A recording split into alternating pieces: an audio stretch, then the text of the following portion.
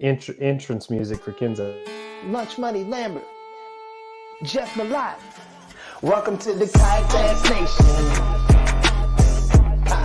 Yeah. Welcome to the Kayak Bass Nation. Kayak Bass Nation. Hey. Welcome to the Kayak Bass Nation. Welcome to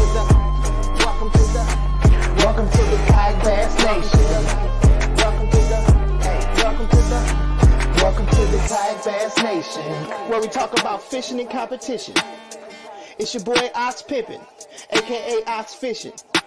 Don't come over here tripping. Hey, hope you enjoy the show. Jeff Malott, Lunch Money Lambert, Lego.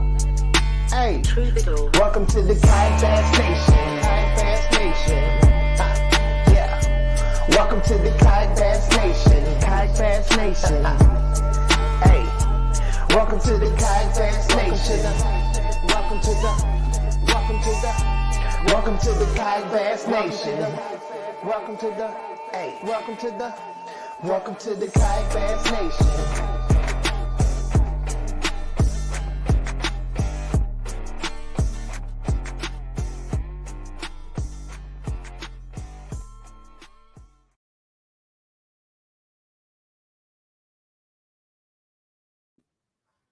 Yo, what's up, everybody? Happy Monday. Welcome to KBN Live. Welcome to the Kayak Bass Nation. How you doing tonight, Ryan? I'm good. Here playing an away game. Playing an away game. The away studio. You got two studios. I just have one studio. I gotta get this one freshened up. I sent you some ideas earlier. I'm gonna do some background. I don't know if I want to do like sound deadening squares, or I sent Jeff like an Instagram, one of those like Instagram Nashville backgrounds, like a grassy wall with a LED coming out of it. He said no to that. So I thought you were gonna start reviewing like Pottery Barn stuff or something. I don't know. I might branch out. Yeah. Well, we got a big show tonight. If you guys saw, we're doing a battery talk. We're talking lithium batteries. We've got one of the owners of Pro Guide Lithium, Pate Shoemaker, with us. He's going to give us the ins and outs of what makes a quality lithium battery, why brand matters. There's so many options nowadays, especially if you look in, Amazon, Alibaba, and all that. We don't want you wasting your money out there. We want you to go with a quality product like Pro Guide. So he's going to fill us in on all that. So get your questions ready. And he was kind enough, Ryan, to let us give away a battery tonight. What? To our loyal viewers.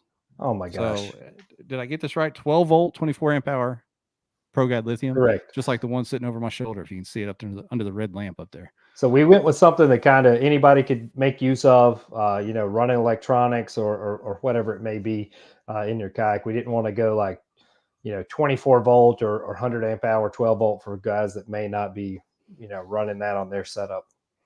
Yeah. So that's going to be fun, and we're going to get into kind of geek out a little bit on the battery stuff, and it's important. I mean, everybody's running huge electronics, multiple graphs, motors. I mean, it's a big deal these days. You want to make sure you invest wisely. Yep. So, and we've talked about this before, like these battery review YouTube videos and stuff, where the guy will like cut the batteries apart and show you all the crazy stuff that these companies stuff into batteries just to add weight or take up space. Some have concrete in there, random screws. Like you never know what you're going to get. Yeah, I saw one with like bathroom caulk and duct tape. And, I mean, it was pretty wild. Little emergency kit there inside their battery. Yeah, Wild West out there. So we're going to talk to. I mean, Pro Guide's been in this game for a long time, so they know what they're talking about. So get ready, get your questions ready. This is going to be a good one. Before we do that giveaway later, we've got a giveaway to do from last week for the audio podcast listeners. Yes, we do. We were going to draw the winner of that tonight. There was a huge response to that, Ryan.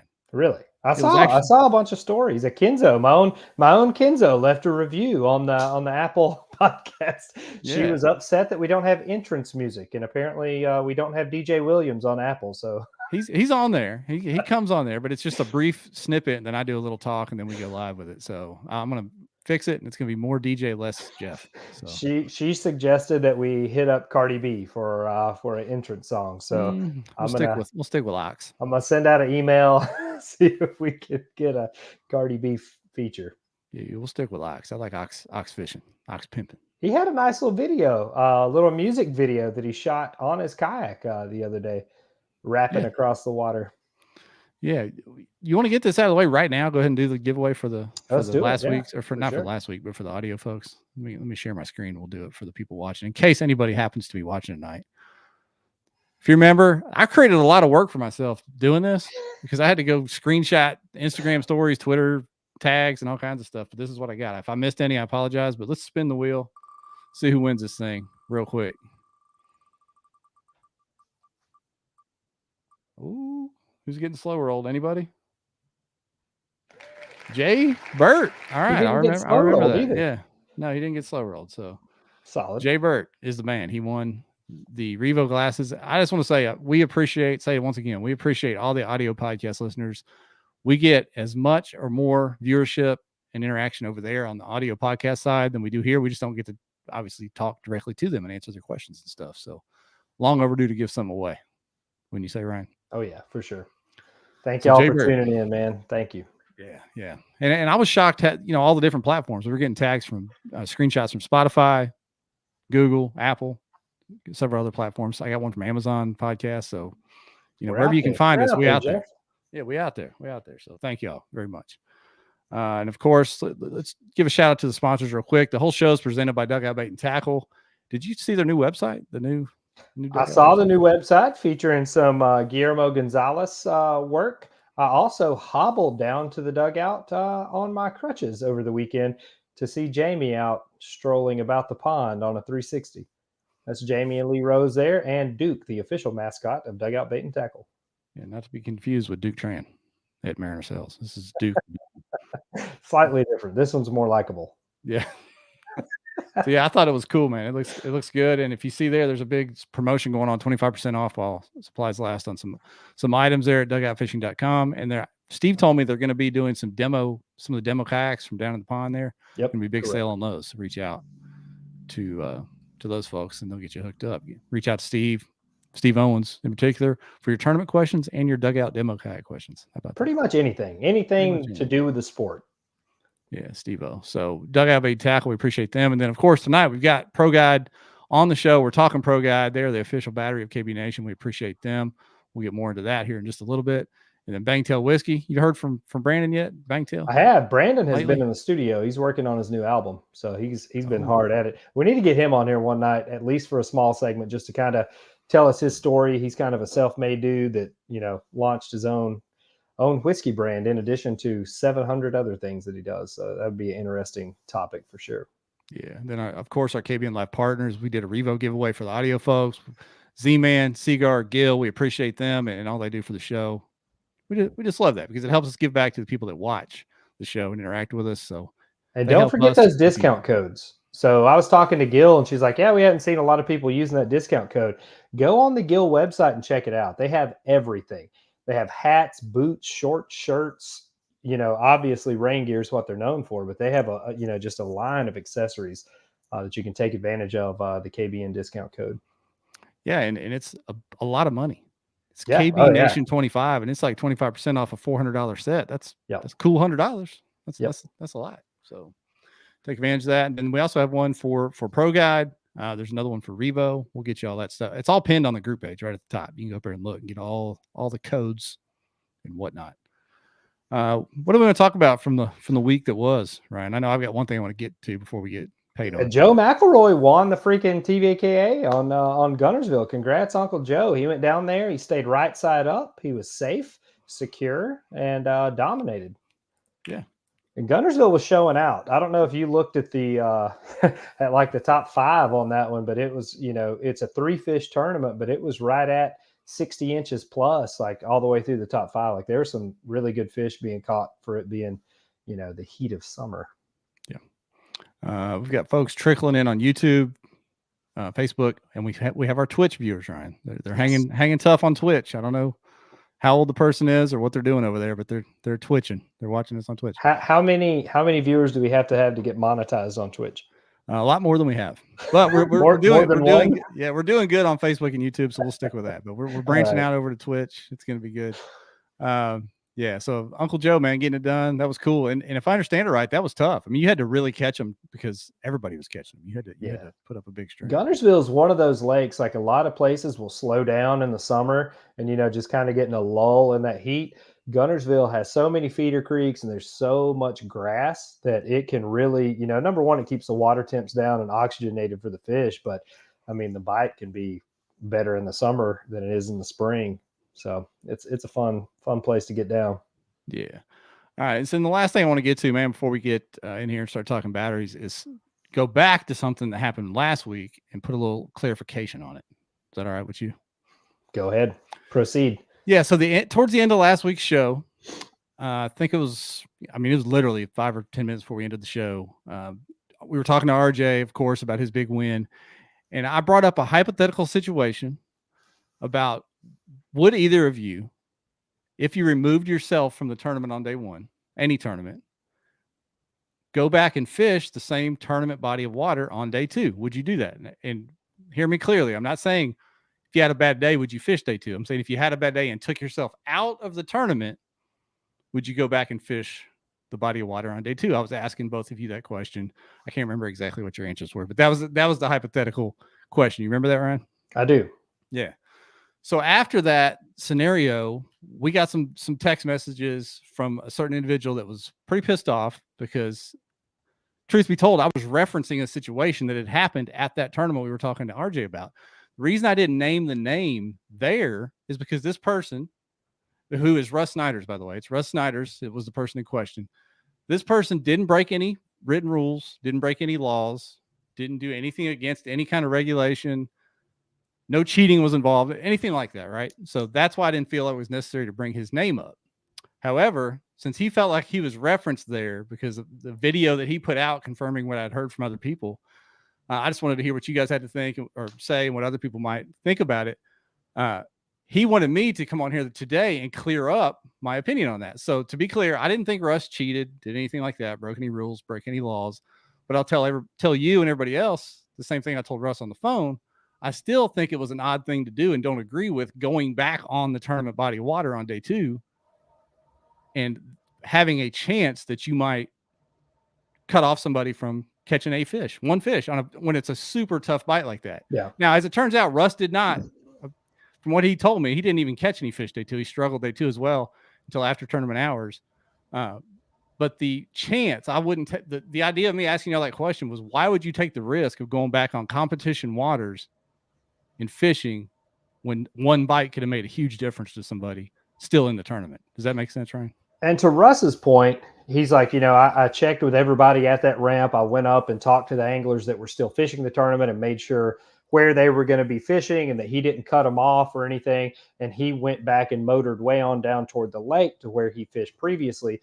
But to your point, if that's somebody's B spot or C spot and they're coming there to finish a limit on day two and they show up and here's, a well-known angler that's in the tournament now with a motor on his kayak that is out of the tournament, fishing that area that you're relying on kind of as your backup plan, you never know what kind of things are going to happen. So, we talk about angler responsibility all the time. That's one of those things, like, would you want to find yourself in that situation? Yeah. Like if there was an unwritten code of competitive anglers, like if there's this code between us all that's, to me, that's something that you shouldn't do or wouldn't do. I would go out of bounds or go somewhere else. I wouldn't fish on the same body of water if I was out of the tournament, knowing the stakes for everybody else. Now, that doesn't mean I'm right. That's just my opinion. I understand the challenge of this lake fooled me yesterday. I want to try to put the puzzle together before I go home. If I'm all the way out of it myself personally, I'm usually so pissed off. It's not really an arm wrestling match if I'm driving home or not on the second day. But if you're going back out to prove something and try to learn and, correct from the day before, I would probably myself still stay in the tournament. That way, maybe if I did have a great day, I still have a chance at either moving up and getting some points or potentially getting a check. I mean, that was a tournament where a lot of people struggled. Like a lot of people struggled. It was not big limits being put up at all across the board. Yeah. And to be fair to Russ, he told me he slept in a little bit day two, put his motor on because he didn't want to paddle anymore, went motoring around to try to figure it out. And like I said, as it turns out, he did not run into anybody in his spot where he stopped to fish, and nobody came in there before the tournament was over. So it actually didn't end up hurting anyone. I was just posing the scenario as very odd to me. Like I wouldn't want to take that risk. And I would caution anybody about wanting to take that risk about going on tournament waters, because obviously anybody can do whatever you want. I mean, if you don't even tournament fish, you could have rolled in there with 5 of your buddies and fished right on top of RJ. There's no law against that. You can do whatever you want. But between competitive anglers, that was my point. So to be clear, I still don't think folks should do that. If you're going to withdraw from the tournament, then go fish somewhere else. But Russ didn't cheat. Russ didn't break any laws. Russ did not do anything trying to hurt anyone's fishing. So I think we're all clear on that. Russ didn't listen to the podcast before he was pissed off and reached out to you and I. That's something I always encourage people to do.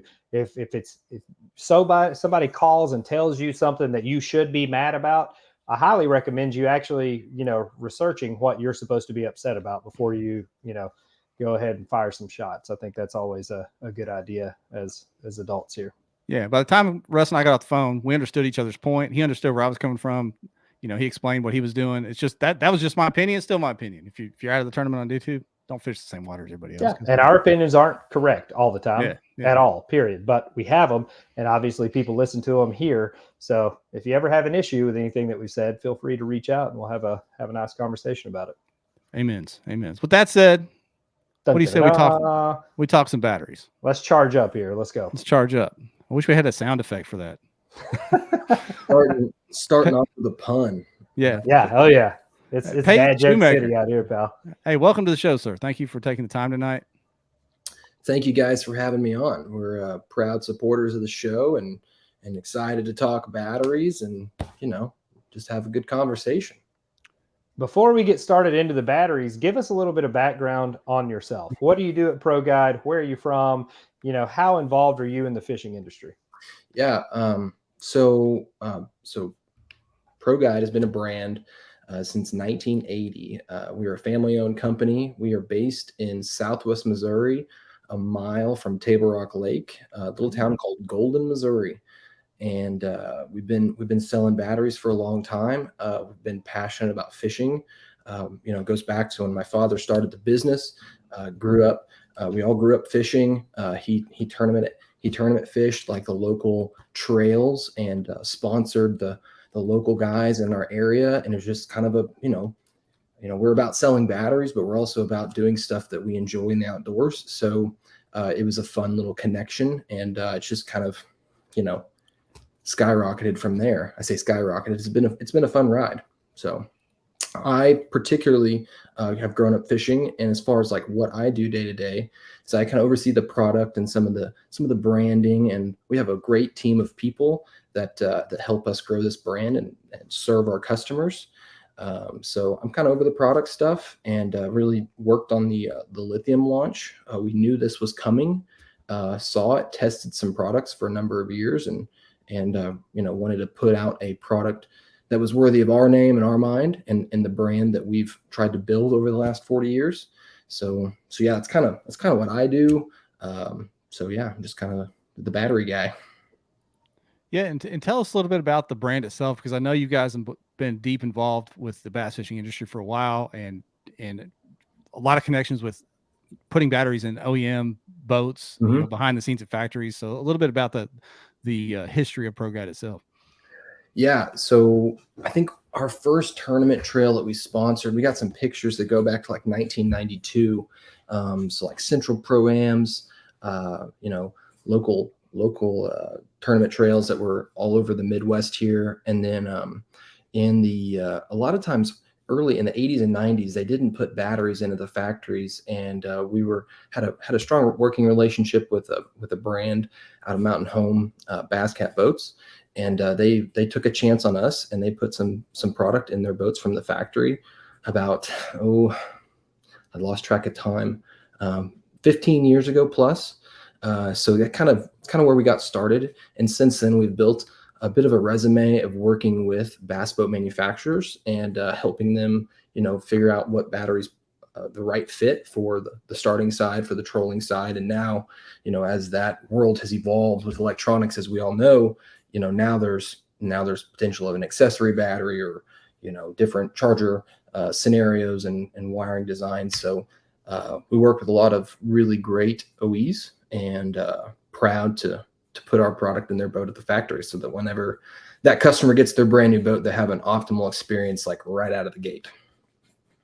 And now from the bass boat side, you're seeing kind of, 35 years later, this motor craze start on the kayak side. So now everyone is completely electronics focused, where 9 or 10 years ago, if you had a fish finder on your kayak, it was like, oh, okay, big money. Like, I see you with that 2D over there. Good job.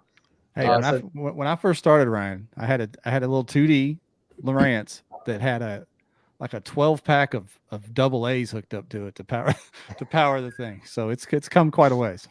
Yeah, I mean, it's crazy. It's crazy how much we rely on, because now, I don't think about going fishing. I usually have probably 3 different batteries in my boat, like to run between, GoPros and a power pack, my electronics, and then my motor. I mean, it's become such a, integral part of kind of what we're doing in kayaks now. Absolutely. When it started off, I remember they would have those little drop-in mounts with a little 12-volt 5 amp hour sealed lead acid battery. And, you think about that, and that battery's built to power an exit light for an hour, in case the power goes out. And they're trying to hook all the stuff onto it, and they'd call and be like, this isn't working. And, our guys are kind of confused because kayak fishing was new, and, they're telling us all what they're putting on. And it's like, yeah, you're putting way too much stuff on there. Of course it's not working. Yeah. Have you ever seen math before? Just do the math on the amp draw. That's a trick. Yeah, and then they start talking about Pukert's law, and then we lose everybody, and that's when that goes out the window, and it's like it's not math anymore. It's advanced math. Yeah. So when the lithium craze started, I mean, did you expect it to be kind of the mainstay that it is now? I mean, now I feel like there's not a lead acid consideration when people are buying batteries. In the what's interesting is, for a long time, the conversation wasn't really which battery do I buy. It was just, do I need batteries? And, the consumer would go to their boat dealer, and they'd say, oh, my trolling motor, is XYZ, it's not performing. And they'd put a new set in. And there was really very little conversation about what it was they needed. And lithium and when AGM came out and really became popular in the market, there was a little bit more education, more conversation. But when lithium came out, there was just so many new things to learn, new ways, because you could go smaller, you could go higher in voltage. All these different variables really drove many conversations. So I remember whenever we had our first conversation with putting lithium batteries in a boat, and this was probably 8-9 years ago. Obviously lithium had been out and been put into boats, but it was just the most rare cases. So whenever it first came out, for us as battery guys that have been doing this a long time, it was just this crazy notion that there's no way on earth that anybody would put $3,000 batteries in a boat. It's just not going to happen. But there were a few people that kind of held out and was like, man, if it does what it says it's going to do, there's going to be people that want it. Because yes, your cost per mile, cost per fishing trip, if you really do the math and you look at how many cycles or whatever you have, it's like, it's not a crazy equation, but that upfront cost was crazy for everybody. I mean, just a ton of money. So to think that it would be today where it is, I don't think anybody really expected that. But I think we knew once enough stories were out there that the consumer would make it happen. And I think especially, when you look at like what the cost of electronics are today, the cost of, the tackle that we buy every week to go out and fish for 8 hours, like, you kind of can start to justify in your mind, like, hey man, I'm going to use this thing for years and I have to have it to do what I need to do. It makes sense. But boy, at first it's kind of a wild proposition. Yeah, we've got some questions building up. I'm going to star them up here, Ryan, and put them in the queue. We'll get to them. Do it. I'm on a borrowed laptop, so okay, so I'll star them up. We'll get to them here in a little bit. So keep throwing your questions in there, and we'll get them to pay here in a little bit. But yeah, I just want to ask you, and this was one of the questions that I had on my list here, and I'm sure other people are wondering the same thing. Mm-hmm. There are so many lithium options now, right? I mean, Pro Guides have obviously been around a while. They know what they're doing. They've got a quality product, anybody can go to Amazon or Alibaba or wherever and try to find a green sticker that says lithium battery for a little bit cheaper price. You were talking about the cost of these batteries. So I wanted to ask straight up, why does that quality matter so much? Because it does. Yeah. And, honestly, I don't have a real stump speech on this, but I think what our kind of go-to here is, for Pro Guide, is that we have been in business for 40 years, and we've built a business on customer service and quality product. And, there's no, like you said, Amazon, Alibaba, rattle them off. You can go find product cheaper. There's no doubt about it. Just like you can go find a super cheap kayak at Walmart and it will do the job, right? Like it will do the job. But there's certain things that, come into question. And for me as a battery guy, it comes down to peace of mind and knowing that a company that's been around for 40 years stands behind it. And that, I have, literally over 100 people in our company that every day their sole job is to take care of the customer. And I, as an owner, as a principal in this business, am not going to put a product out that my people can't stand behind. So while lithium and the chemistry as a whole is doing really well, there are certain things, and YouTube and information and blogs all over the internet can teach you some of that stuff. There's certain things that are important, and there's certain things that come down to, not only the quality of the product, the quality of the build process, the quality of shipping, the quality of the certifications that the company has or hasn't paid for. Every one of my batteries has been UN 38.3 tested. And if you look into that, that's a pretty expensive test. And it's one that we believed out of the gate. It was like, we have to have this. It's for DOT regulations. It's for peace of mind too. And it's like each cell and each battery has been tested to a level to where it's like this battery can go into a passenger aircraft. Now, it can't legally fly like that, but it's certified to do it. So there's a lot of reasons why, we are the way we are, and we build the product the way we have. And yeah, you can buy something cheaper. There's no doubt about it. But it comes down to that peace of mind, the people behind it, and, us guaranteeing that you're going to have a good customer experience. And as you mentioned that, the DOT part and why you can't fly with lithium is a fairly volatile substance. So talk about the different chemistries used in lithium batteries and kind of how you harness that and make it safe. Yeah. So there's definitely multiple chemistries out there. There's like NMC, NCA, lithium iron phosphate, lithium polymer. There's this different, and there's all sorts of variations. And I don't have a PhD in chemistry here to really dive into each one of those, nor would anybody be interested in hearing that. But lithium iron phosphate is the industry standard as the safest chemistry, and that is what all of our products are. Going back to that testing, there are 7 specific testing parameters that each one of these batteries and cells are tested on. That's heat, overcharge, shock, vibration, cell puncture. So like literally that cell is going to be punctured by a nail. And what happens when you do that? When you're exposing it to I'm trying to think here. So the drop, vibration, heat, overcharge, puncture, temperature, high temp and low temp. So, that testing allows us to feel confident in the product that it's going to not only perform well for you guys, but also be safe. When that product's in your home, in your garage, and it's charging, or you're out on the water and you're discharging that product, and maybe it's 105 degrees like it was here last week on Table Rock at 2:00 in the afternoon. And I don't know who's out there fishing at 105, but there's some diehards out there. But the battery's got to perform.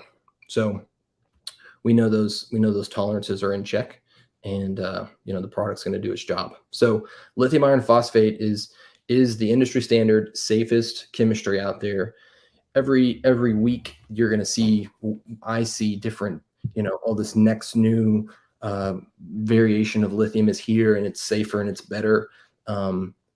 Lithium iron phosphate is the #1 commercialized product at this point for the aftermarket in these applications, and that is because it is the safest. It's not to say that it will always be the safest. There may be something coming out, next week, but we're very happy with the performance, the safety, and the cycle life that the chemistry is providing today.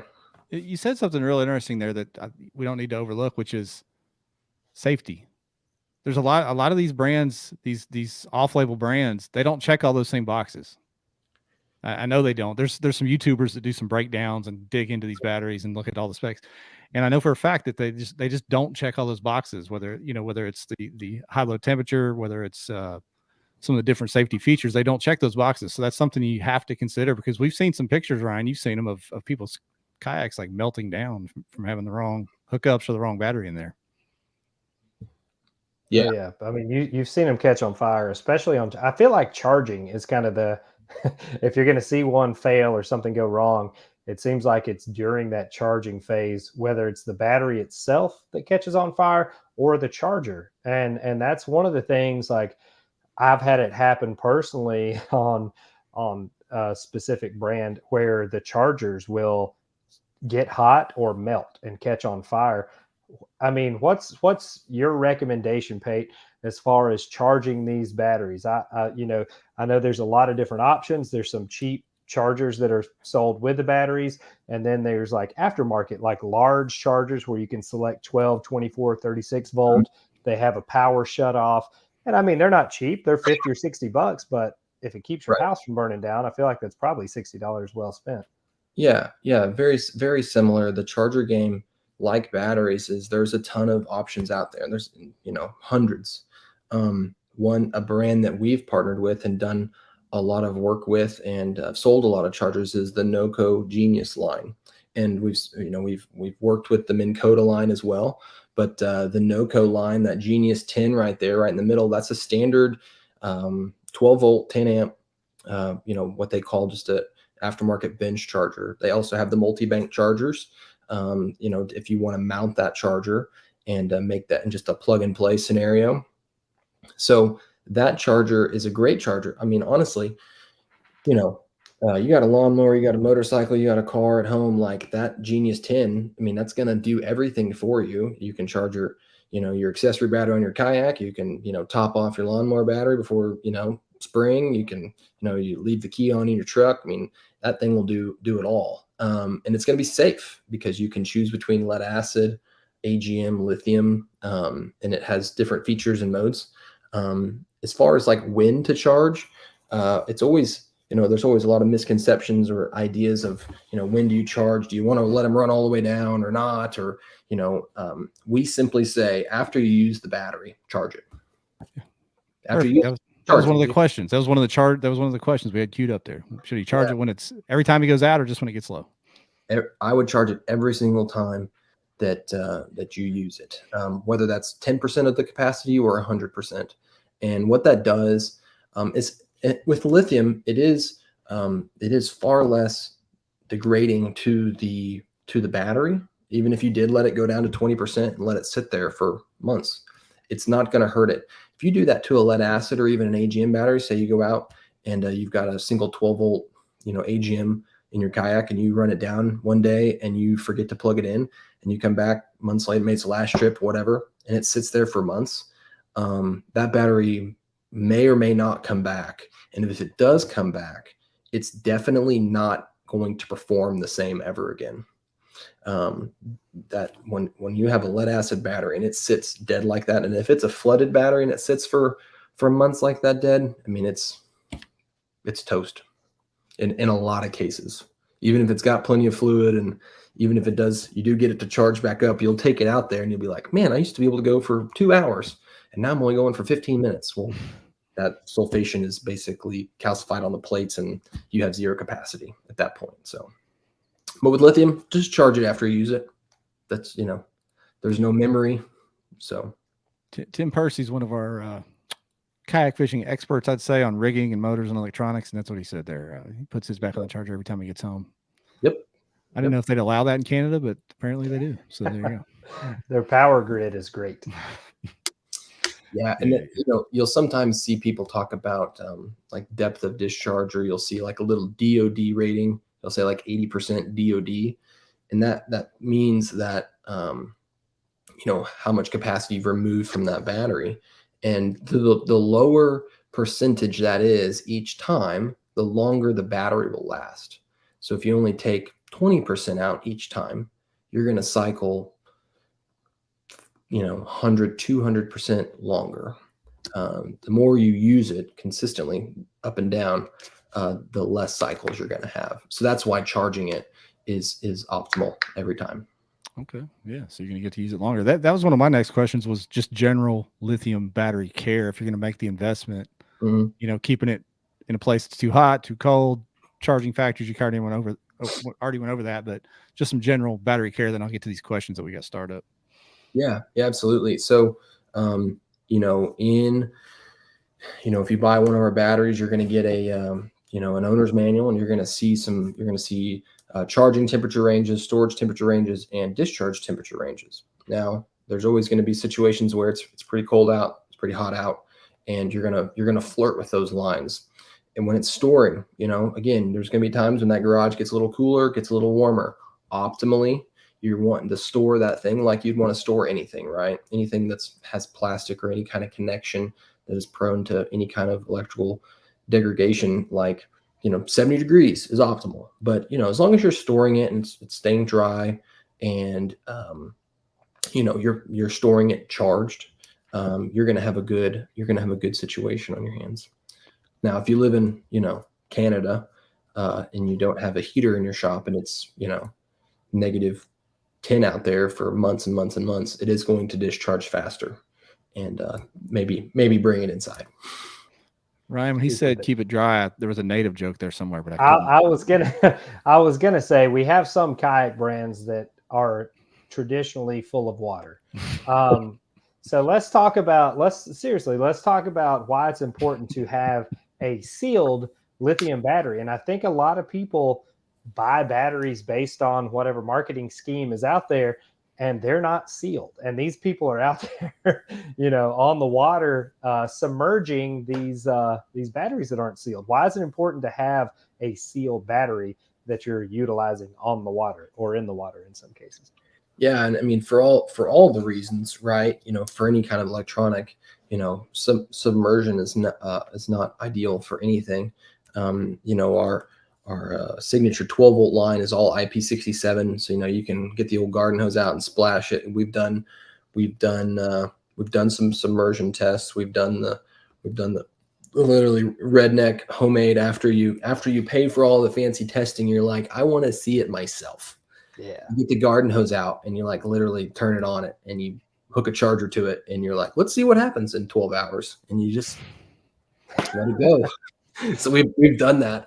And yeah, so I mean, it's important. They are going to stay dry, but in the bass boat market, there's some testing where they literally will sink boats for 24 hours. Mm-hmm. And that's a pretty much a torture test. And at that point, what they're trying to do is make sure that nothing dangerous will happen post sink. And we've passed those. So it's definitely something to be considerate of. I wouldn't, even any battery that's rated at IP68, probably wouldn't put it in a box that's going to be full of water all the time. It's just not ideal. Even though it's waterproof, it's just not ideal. You're running a risk there. So if you got holes in your hull, you're out there sinking, taking a few over the bow, hold your battery over your head and pedal back to the shore. It'll be totally safe. It'll be totally safe. We have brought in some other product from other folks that has been completely full of water. Like, bring it in, and it's like, this is heavier than it should be, and literally drill holes and drains out completely. Nice. And totally safe. Wow, that's wild. Ryan, I'm gonna get some of these questions. They're building up. I got like 14 in the queue here, so we're gonna roll through them. We're gonna go to YouTube first, if that's okay with you, Pete. Can we go to the chat questions? From YouTube, Cooler Lid AP120 says, so do you offer Bluetooth BMS with your batteries? Yes, every lithium battery that we sell has a BMS built in, and that's a super important piece of technology. Essentially, anything that you're seeing out there is going to have a BMS, and I say that with caution because there are quite a few guys out there now that are like homemade building packs. It's pretty popular. It's kind of, if you're a nerd like me, it's kind of cool. But you need to know exactly what's going on. And I would not recommend a unprotected pack on anything, period. I don't care who you are. It's just not super safe unless you, like I said, unless you really know what's going on. So yes, every one of our batteries has a battery management system. What that does is it adds to the level of safety. So if you hook your charger up backwards, it's going to stop it from being charged. So put the battery to sleep. If it gets too hot, it will has a temperature sensors inside the battery. It will shut the battery off. If you take the voltage too low, or like our 31M100, our most popular selling battery, that BMS has all of these features that we're talking about: over temperature, overcharge, reverse polarity protection that's hooking it up backwards. It's got a new feature out with our state of charge indicator, a little button on the top, where we've added that Pro Boost feature to that. So whenever that battery gets down to sub 10%, the battery will shut itself off. In the first design, what you would have to do is disconnect the negative lead, or you would simply hook your charger up to it and it would wake that battery. You now have the ability to hold the button for 3 seconds and the battery wakes back up, then allowing itself to be charged. So yes, we do have BMSs on all of our product, and they all do very important jobs. Excellent. Let's see here. Let's go to this over to Facebook. Nick Pelton on Facebook. What's a better charge for lithium battery? Slow and low amp or fast at a higher amp? It's a good question. So each of our batteries has a specification sheet. Most batteries, if you're buying a battery today that doesn't have a specification sheet, that's maybe maybe a bit of a warning. So to not maybe purchase that product. Traditionally, you want to charge lithium at 10% to 25% of the stated capacity. So if a 100 amp hour battery, you want to charge it somewhere between 10 and 25 amp hours. So between 10 and 25%. Most of the specification sheets will tell you what that is. The most important thing when charging lithium is lithium wants a constant voltage. So it wants 14.6 plus or minus a tenth of a volt. And anywhere from that 10.1 to 0.25 C is what that's called. But you just want to be 10 to 25% of stated charge. You can actually charge it faster, but similar to the conversation about whenever you discharge a battery to low, the harder you charge it, the harder it is on the cell, and it could theoretically shave some cycle lives off. So you're not going to see many chargers out there that are going to push past that 20 amp hour charge rate anyway. So I hope that answers the question. Yeah, and somebody followed up on the BMS question. They said, is it a Bluetooth BMS? Oh, I see. So on our signature 12 volt line, it is not a Bluetooth compatible, but our 24 volt or 36 volt line is Bluetooth compatible. There's an app. It's called Pro Guide Power. It's on the App Store and the Android store. I don't know anything. What's the point of that? Do you play music through your battery? What's the point of the Bluetooth? It's kind of you just monitor it through your app? You can look at the state of charge. What we found is that honestly, it causes more questions and concerns for the customer than what is necessary, because they're like, I don't know how to do this. Why want to connect? And it's like, is it working fine? Oh yeah, it works great. And it's like, okay, great. So you don't have no. I don't. It's why is this one? A 100th of a volt off of that one, and just kind of adds more questions for the consumer. But it is kind of cool if you are really wanting to dive in and understand the product. It is cool. Or Jeff, if you're running a Newport and you've been running all day, you can pull it up on the app and see how many your voltage, how basically how much run time you have left, just to help calculate that. Absolutely. Gotcha. Absolutely. These are both the same questions, so I'll read them both. Johnny Maddox, who will probably win the battery tonight. What's next after lithium? And then Mike Wimmer on Facebook. What is the next level battery technology that will replace lithium? And he put swap, size, weight, and power is what it's about. Yeah, so it really won't be what's next after lithium. It'll be the next iteration of lithium, most likely. We're actually there's quite a bit of conversation around. You may have heard about, it's called solid state lithium. It is what it allows for is a little bit more temperature range when charging and discharging, and it also allows for higher cycle life. So we're pretty conservative. You'll see all kinds of numbers out there where it's like 5,000, 6,000, 7,000 cycles at X depth of discharge. That is what is a cell rating. So this cell on a bench with a very specific charger in a very specific environment, can do. But whenever you start stacking all those cells and you put it in a kayak, you put it in any boat, and it's running across the water, bouncing down the road on a trailer, your cycle life does tend to change. So we have actually done product testing.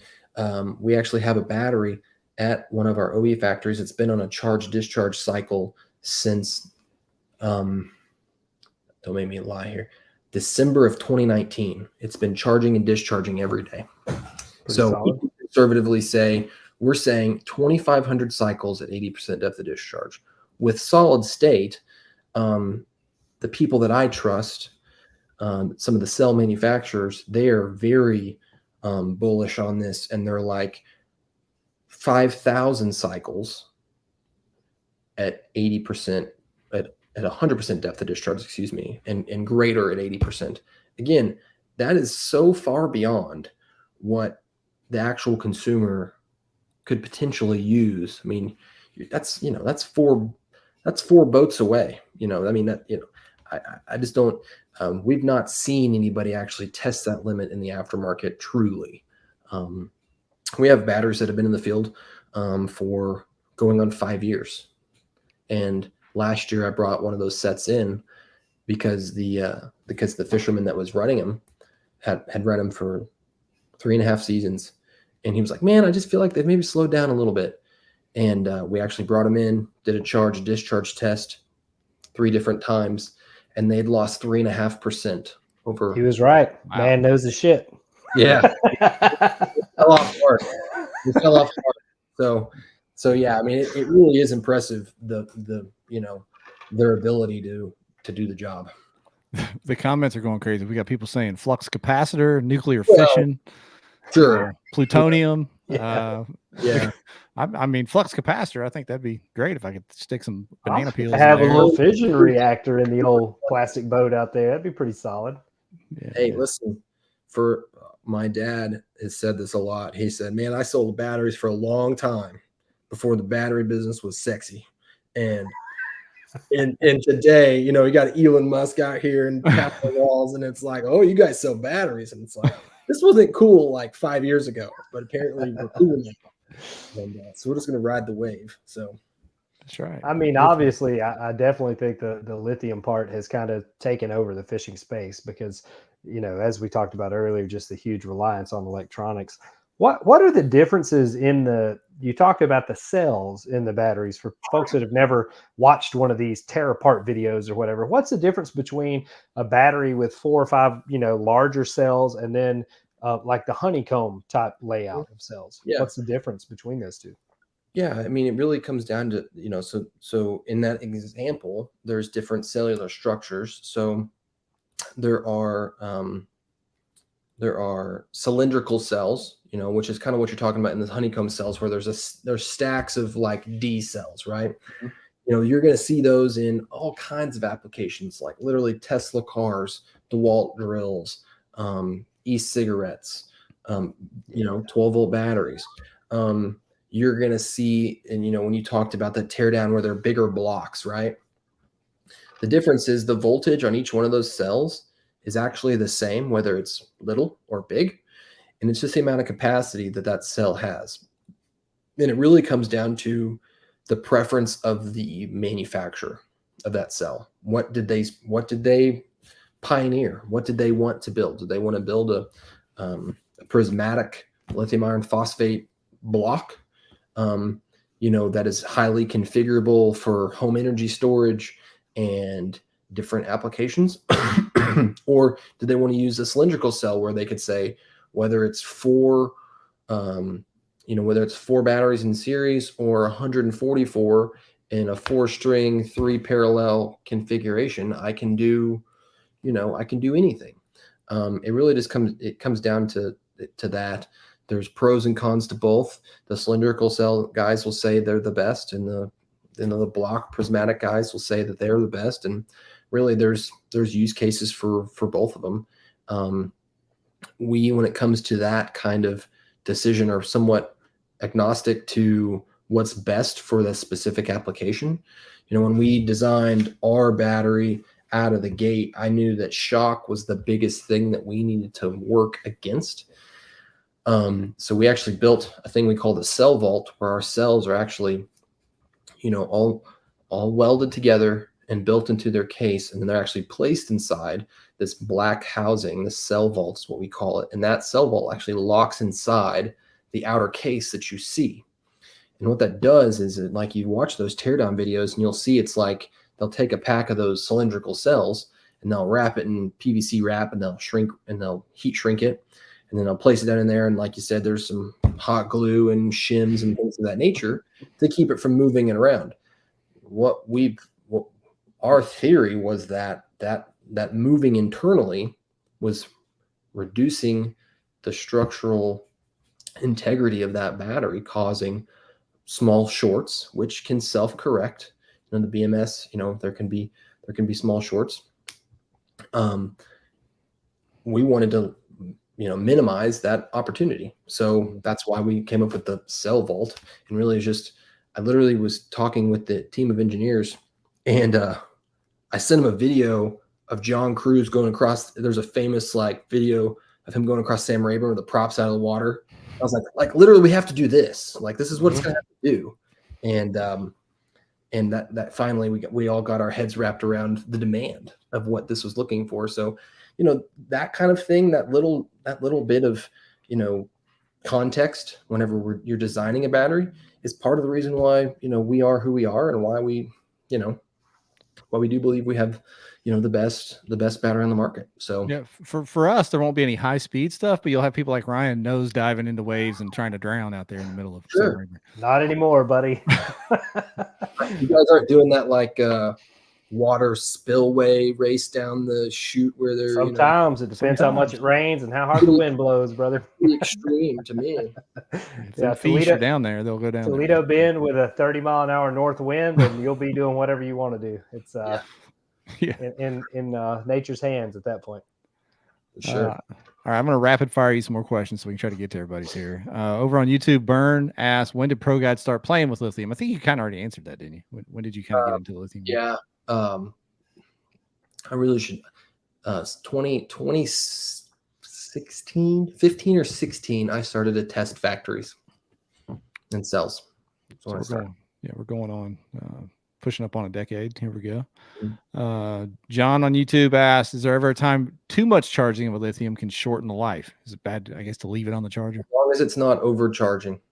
The battery management system is going to protect it. And as long as you have a charger that's not trying to consistently just keep forcing it and it's shutting the battery off and then waking the battery up, as long as you have an intelligent charger, no, it's not going to hurt anything. Facebook, Chris Hogan. And the reason I'm reading all these to you is obviously we got the audio podcast listeners, so they want to hear what these questions are as well. Chris Hogan on Facebook, does it matter if you charge your batteries in a closed box? Kayaks obviously have black packs, different crates. Some of them store them inside the hole, or should they be ventilated? As long as there's some circulation around it, I think you're totally fine. If you think about the other applications that these batteries are going in, closed hatch, in the back of a boat and they're charging. Anytime there's extra ventilation, you're just going to move that heat around. It's ideal, but it's not 100% necessary. Trey Lashley over on YouTube. Are there any good battery percent meters outside of that Bluetooth option you mentioned, just to have a good idea how much juice is left? Do you guys sell anything that goes with it? There is, actually I have one over here. Hold on. Johnny on the spot. It's kind of pricey and it's kind of overkill, but this is a Victron Smart Shunt 500 amp.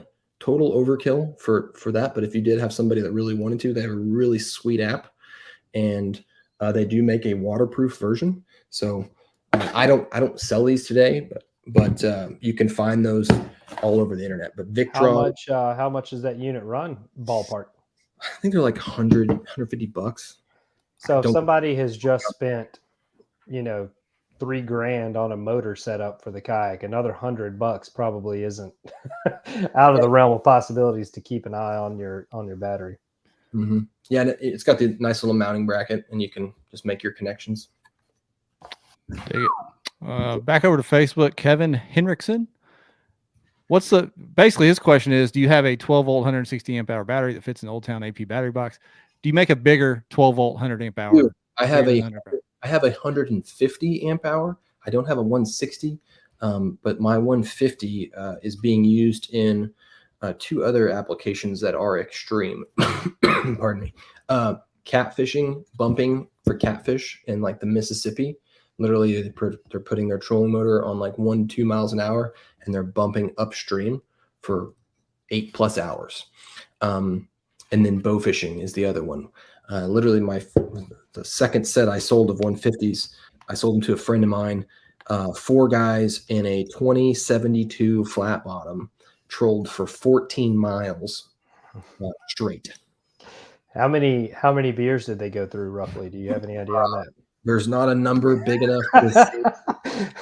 The entire 2072 flat bottom was full when they got back. Just a couple. So yeah, that 150 is a workhorse. It will it delivers. I don't have the exact percentage on a 75 amp hour discharge machine. It runs 119 minutes compared to 70 minutes of a 31M100, which is like, most kayakers, most bass fishermen can fish 2-3 days on. What kind of runtime do you get out of your AP, Jeff? Full tournament day. A full tournament day. I mean, full tournament day, no problem. Now, were you running 100 amp hour as well? Yeah. And somebody mentioned in here, Johnny, in the comments. What did he say there in the comments? He said he's not sure he would have a motor, and this is a good point. I don't know if we would be this far down with the electric motors in kayaks if we were having to still use lead acid. Because he's like, no. I wouldn't do that if I had to use lead acid battery. Because I have a nightmare story about that when I first got my AP a couple of years back. I got out on the cross, out into the swamps with a lead acid battery that went kaput on me, and I was in deep trouble. So yeah, I don't think we'd be this far down the road with all this electronic stuff. Think of how heavy lead acid batteries were and where we are. Could you imagine running a 24 or 36 volt motor with a lead acid battery? Like, you couldn't put anything else in the kayak. You'd have to sit up on the bow just to keep the freaking kayak from tipping up. You sit on the battery. You'd be 100. You'd be, you're averaging about 55 pounds for a standard 12 volt flooded battery. That was brutal. And could be 80 for a really good one. Yeah, that was no good, but it did give me confidence that my AP wouldn't crack. Well, that's at least you proved that point to yourself. Yeah, it did. On the internals, I have one more question of my own. I actually did a little homework before this one. On the lithium batteries, we talked about the cell structure, but the kind of the other piece to what gives them their profile or longevity is the actual computer board inside. Mm-hmm. Explain to that, kind of what that's about and how it distributes the power as far as discharge goes. Yeah, so I mean, it's going to have upper tolerances and lower tolerances. It's going to have for amperage, for voltage, for temperature, for those safety features we talked about. So it's going to allow you to have a consistent delivery of power that's really known and more readily understood on the electronic side. And on the trolling motor side too, where, as and it's a combination of the battery management system and the lithium iron phosphate cell, right? That voltage curve is far less, it doesn't fall off. So like if you're going out with a lead acid battery and you have to turn the dial up as the day goes on to maintain the same level of speed. So that BMS allows a smooth, consistent delivery of power, of amperage and voltage. It really is just controlling the delivery of power and the intake of power. That's really what the BMS does, and keeps you safe. And I say safe, not just like safety, but also the safety of the cell itself, just so that it performs well for a long period of time. And where you'll see that is especially live scopers. If you get to turn your live scope on and you see a low voltage reading, that's why, because you're past the peak of the of the battery, whatever battery you're running. You're past the peak, and therefore you have lost your ability to get out and watch those fish swim around for the rest of the day. Yeah, and with lithium, that picture, that clarity doesn't go away as the voltage drops. I mean, it does a little bit, but not near like what you see with lead acid or an AGM. How much more time do you got, Pate? Because we've got some more questions to get to. You okay? I'm good. All right. Every time I think I've got a full list, they keep coming in. So people are very, very interested in this topic, which I'm glad, Ryan. I wasn't sure if our crew was going to be down, but they are deep into this. Clifton fell off a little bit. Clifton was a little nerded out on this one. He let me know, but I'm glad we have some people that are thirsty for knowledge. And of course, when you don't understand something, it's great to have somebody that's an expert in the field come on and really explain the details. So hopefully everybody has a little better understanding after listening to this. Yeah. So I'm gonna jump back to YouTube. Matt Miller, what's your thoughts on a 24 or 36 volt battery versus linking batteries together? Pros and cons. So for you guys, the 24 volt, the single 24 volt, the 36 volt just makes so much sense, because you're eliminating the physical requirement of a second battery, right? Or a third battery. So for you guys, it's a no-brainer, right? For other boating applications where you would have the room to fit 2 or 3, it's still, for that same reason, is a huge benefit. Because you do have those 2 battery trays where you can have more storage. Because I'm old school in my battery ways, I like multiple 12s, because I feel like I have a little bit more control of the situation. Because you say you did have some crazy issue and one of them you had an issue with a battery. You're not going to find a 36 volt lithium trolling motor battery on a dock. You're just not. Or a 24 volt. You may not find one on Gunnersville at the best marine shop. Just depends on them. But you sure as crap can find a 12 volt on any dock, and you can throw it in series. And is that ideal? Absolutely not. But can you get through the rest of a tournament? Yep, you sure can. Mix them all up. I don't care. Not something you want to do long term, but it is a bailout. So that's kind of one of the reasons. The other side, and again, this isn't super applicable.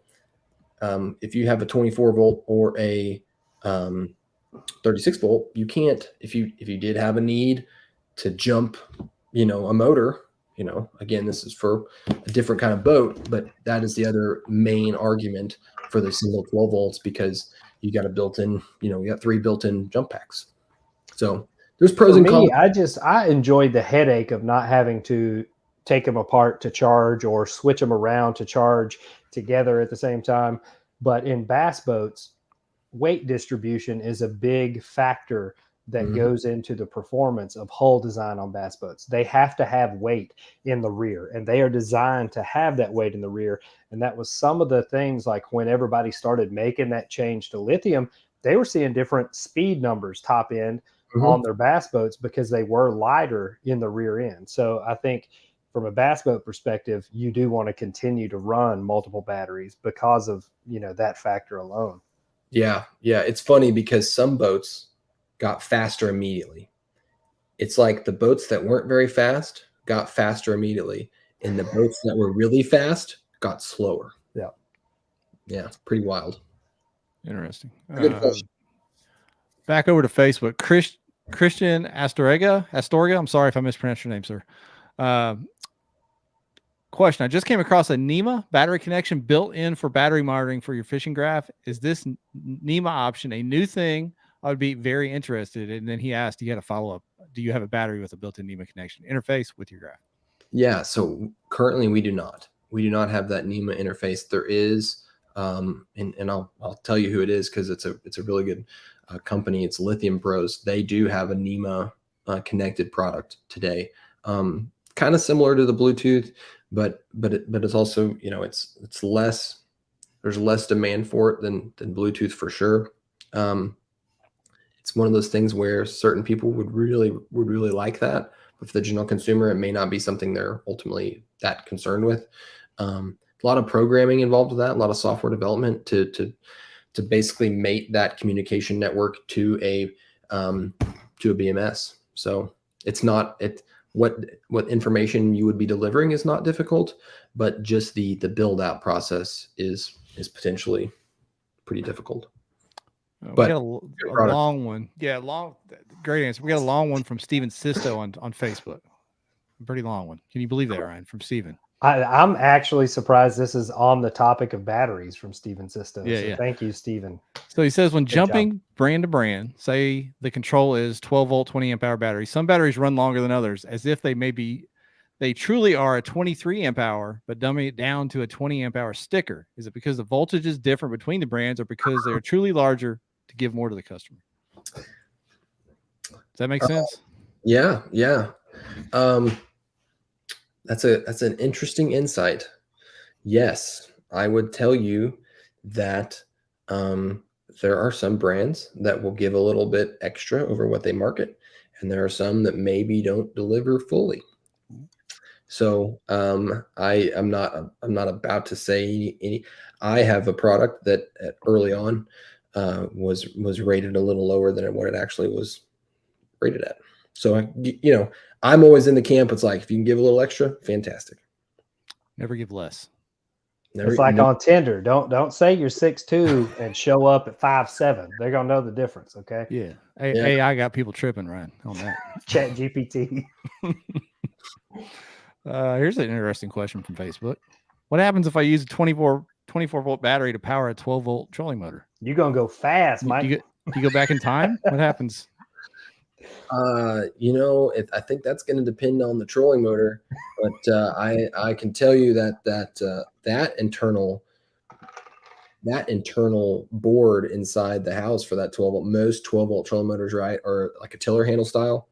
And I know for a fact that even some lithium chemistries on a 12 volt trolling motor, or even some of those more hardware design control boards, they do not like higher voltage, and they will let you know very quickly with a smoke signal. That's the bow fishing. The bow fishing guys know that pretty well because they run those things hard. We'll hit you with a couple more, then we'll let you get out of here. This has been awesome show. Justin Rednauer over on YouTube. Are we going to see smaller dimension cases with higher outputs? I mean, lithium's already a lot in a small package, so can it get even smaller? Yeah, so like that battery that we're giving away tonight that's on your shelf, that case is a traditional 12 volt 18 amp hour. So to be able to shove 24 amp hours inside that's a sweet little package of energy. That 12 volt 150 amp hour that we talked about earlier, that's in a group 31 case. So traditionally, from a lead acid perspective, the max you would see there is 115. So to jump up to 150.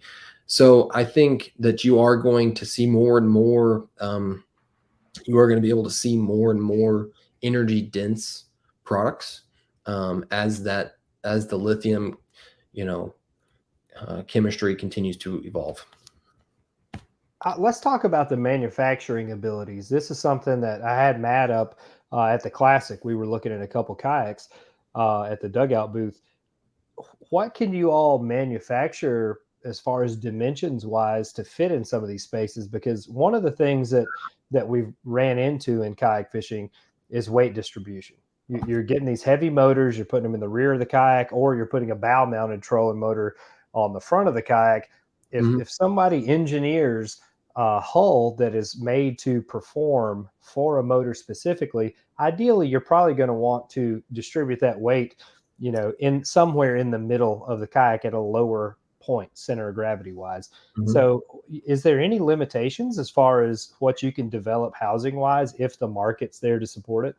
Yeah, no, and that's a great little caveat there at the end where you said if the market's there to support it. Because I really dislike the battery configuration part and figuring out what's going to work and what's not going to work in the development process. So I won't say the possibilities are endless, but there are many different configurations that could be configured if there was some uniformity, that was laid out. Batteries as a whole has followed a code, an industry standard called Battery Council International, the BCI code. So like when you see that group 24, group 27, group 29, or group 31, depending on who the brand is, that is a BCI group size. Okay. So whenever you move into lithium, they take lithium and they put them inside of BCI group sizes, but technically you could configure them in many different shapes and sizes, especially when using a cylindrical cell as opposed to that, box style. So short answer, yes, highly configurable. Long answer, would need some serious potential volume and, so if there were like a OE partner, for instance, on the kayak side that reached out to you to develop a specific battery for this boat, 100%. to make like a faster, I don't know, autopilot or something. Who knows? But we do that. Who knows what could happen? We do that all the time, like with different, because we're battery guys, so we sell batteries to way more than just the bass fishing world or the kayak world or the things that you think of. We sell to security alarm system companies and tool manufacturers and all sorts of cool stuff. So yeah, absolutely. Here's a comment, Ryan, that I think speaks to the show tonight. Mark Cawthorn says, I don't even run a motor, and this was interesting. good information. So thanks for hanging with us, Mark. Yeah, that's good stuff. That's good stuff. One last YouTube question, then we'll wrap this thing up. Recon UR6 over there says, do you recommend storage charge over full charge for a longer storage time, assuming you have a charger capable of storage charge? I'm gonna maybe you stumped me on one. I've never heard of a storage charge. So anytime you're gonna put a battery in storage or you're gonna put a battery away for any period of time, you just want to fully charge it. There is, and that goes with lithium. There are far more tolerances that are okay to store it at 50%, 60%. But literally, the best case scenario is to always charge them to 100%. And that's just the safest bet. Disconnect it. If you have one of our like a 31M100 or a 24M75, you can actually put that battery to sleep. So you can fully charge it, put it to sleep, disconnect the terminals, and that battery will sit there for years. Yeah. Few people in the comments saying they think maybe he's talking about a trickle charger. So yeah, that's what I was thinking. Okay, yeah. That's maybe. So what I would recommend is that you just have a charger that has a maintenance mode. So like if you have that NOCO series charger, you leave it plugged in, that charger is going to fully charge the battery. And that once that battery is fully charged, it's going to shut off.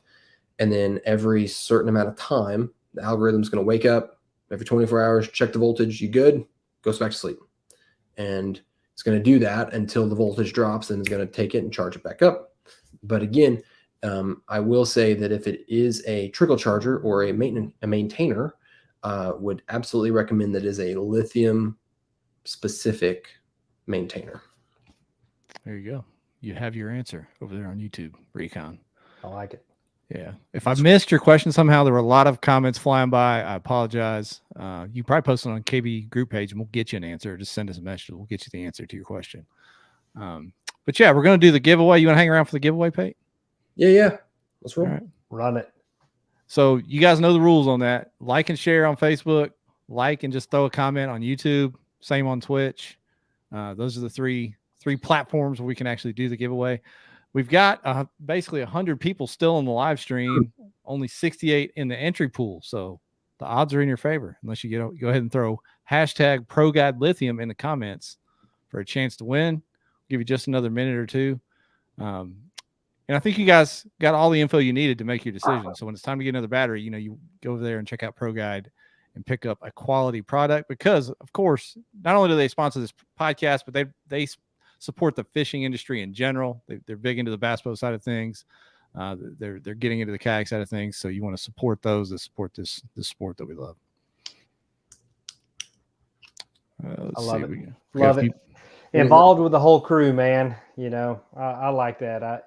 Talking to Matt when we first struck this thing up, obviously, getting him hooked up with Co Wetzel and that crew, and him being involved with the charity and things. Like, I love when everybody can just kind of tie it all together. That's awesome. You can't beat stuff like that. And that's what we always try to do here. All right. And thank you for coming on tonight, because we were going to have Matt Looney on, and I feel like the episode would have been about 40 minutes shorter if we did. So I'm glad you can pick me up. I'll say this. He's been on Bass Talk Live twice talking about this, and those are really good episodes as well. Yeah. Just battery information. If there's more, if you're a battery nerd and you like that kind of thing. And the other thing I would say is, if you do have a question, you can reach out to any of our socials or go to our website. We literally have a customer service team, and I have a guy whose number one job is to answer these questions for you. He's got a cell phone that he answers. That is his job, and he's the man. You can reach out to myself or Matt or Nick or any of these guys. So if you have a customer service issue with Pro Guide, you will actually get a reply from it. So that's cool. You'll get customer service. It very well may be me. What a crazy concept. Yeah. What are we giving away for this hashtag, Ryan? Daddy Lambert? He'll get his in about a month and a half. I'll see him in October. All right. So who's going to get slow roll tonight? We're going to hit the giveaway. You've had enough time to get your entries in. We'll see who gets the slow roll. Here we go. Could it be Johnny again? Dude. God. So, I was asking you who won the Z-Man giveaway. Mike Marvell. Okay. All right. We'll take that. So it was Johnny. Johnny's who won that Z-Man giveaway. I couldn't find Jeff. He doesn't even message us anymore when he wins. He thinks we just got him on speed dial. Boy, I love it. Boy's conditioned. Mike, yeah. He said, "What? Yeah, that's you, Mike." The last giveaway we did for the NK 180, that picture from, was it his wife or girlfriend, where he was in front of his TV watching? Lost his mind for winning the NK 180. So love it. I love it. Awesome show. And Pate, thank you for providing a battery to give away. We love the support you give our show and what you're doing for kayak fishing. We appreciate you, sir. Absolutely, guys. Well, thank you guys for having me on. It was a lot of fun. Thank you. Take care, man. We're going to try to get some more folks in running Pro Guides for you. Right on. Appreciate it. Right. Have a good one, buddy. All right. That was a great show, Ryan. That was. I knew that was going to be a nerd out show with all the in-depth information. That's why, we've been waiting a few weeks. We tried to line this up a couple times. Obviously, Pate is a busy guy, helping run the company, but he was at a dinner last time and he's like, "Oh, I can step out in the hallway and FaceTime." I was like, "Nah, this is probably going to get a little bit in depth. So I'd rather we do it when we can appropriately sit down and fry your brain for an hour." And by God, that is what we did. It is. That is what we did. What do we got next week? Is the Hobie tournament coming up this week? Or we got another week in between for the lacrosse? It's a week in between. Tennessee Bass Nation on Pickwick is this weekend. Oh. I'm not sure. Does All American have one this weekend? What they got going on?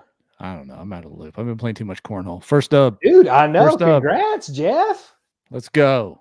Knocked it out, son. Yeah, I saw it. Hey, Ashley K posted it first before you ever sent it to me. I didn't even know. She's over there. Always got my back, man. Paparazzi me out.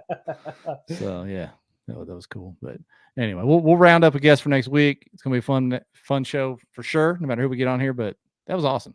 That was awesome. 10 out of 10.